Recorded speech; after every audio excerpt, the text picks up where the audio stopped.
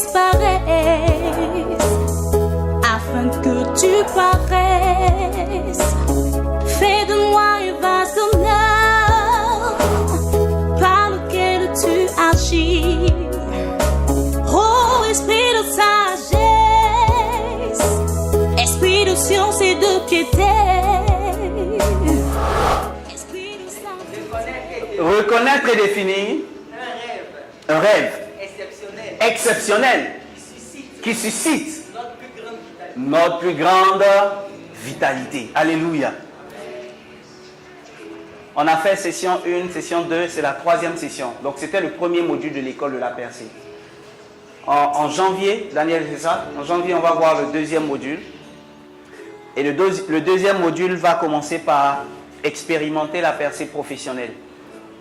On rentre dans la réalisation. Donc, dans le mois de janvier, on aura un thème sur comment décrocher un emploi.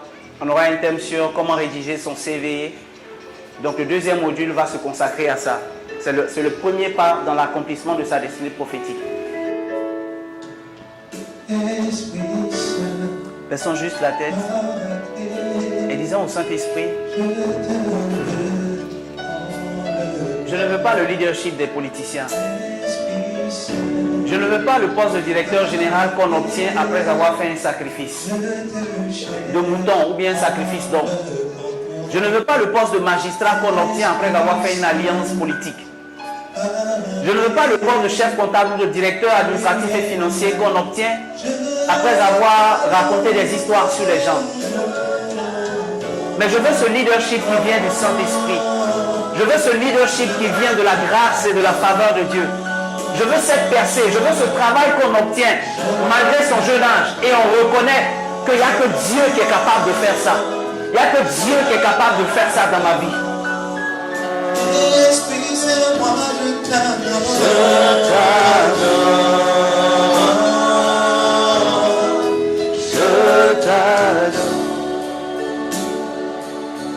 Merci Saint-Esprit, au nom puissant de Jésus de Nazareth.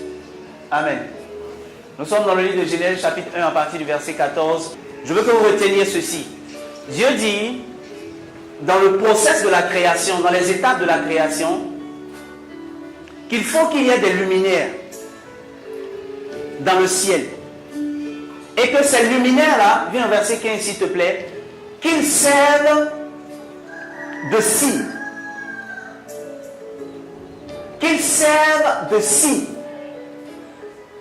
Qu'ils servent de signe pour marquer les époques, pour marquer les jours et pour marquer les années. Ensuite, dans le livre de Genèse, au chapitre 15, Dieu s'adresse à Abraham pour lui dire, écoute, je vais te faire une descendance. Tu ne vas pas partir sans descendance et ce ne sera pas un esclave ou un étranger qui sera ta descendance. Et pour lui prouver qu'il va lui faire une descendance, Dieu ne dit pas à Abraham, regarde les tentes, compte les tentes, si tu peux les compter, telle sera ta descendance. Il ne dit pas, regarde tes habits comme ils sont glorieux. Si tu peux imaginer la gloire de tes habits, c'est à ça que va ressembler ta descendance. Dieu ne dit pas, regarde les sièges, regarde les chaises. Mais Dieu lui dit, regarde quoi? Les étoiles. Donc Dieu fait une comparaison directe entre la descendance d'Abraham et les étoiles. Donc c'est comme si Dieu était en train de manifester les hommes sous une forme de signe marqué dans les cieux. Il y a une comparaison, un lien direct entre les étoiles qui sont dans les cieux et les hommes qui sont sur la terre. Je suis en train de dire à quelqu'un que la première fois que tu as été poussé en dehors du sein de ta mère, quand tu as poussé ton premier cri, alléluia, une étoile avait commencé à scintiller dans le ciel. Jésus lui-même, quand il est né, sans que les historiens ne se convertissent, ils ont choisi de dire 500 ans avant Jésus-Christ et 2000 ans après Jésus-Christ, alléluia. Jésus lui-même était un signe pour son époque. Et Jésus lui-même est plus qu'un signe pour son époque, c'est un signe pour les générations tout entières. Donc il a servi le signe. Et donc ta destinée, elle contient quelque chose. Elle contient quelque chose de spécial, quelque chose d'unique. Ça doit servir de signe. Donc tu es un signe. Tu es un signe dans l'économie. Tu es un signe dans la politique. Tu es un signe dans les finances. Tu es un signe dans la médecine. Tu es un signe dans l'entrepreneuriat. Tu es un signe dans un domaine spécifique de la vie. Ta vie n'est pas un accident. Tu as été programmé.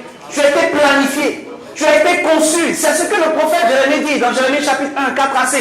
Il dit avant que tu ne naisses, avant que tu ne sois forgé, formé dans le sein de ta mère, je te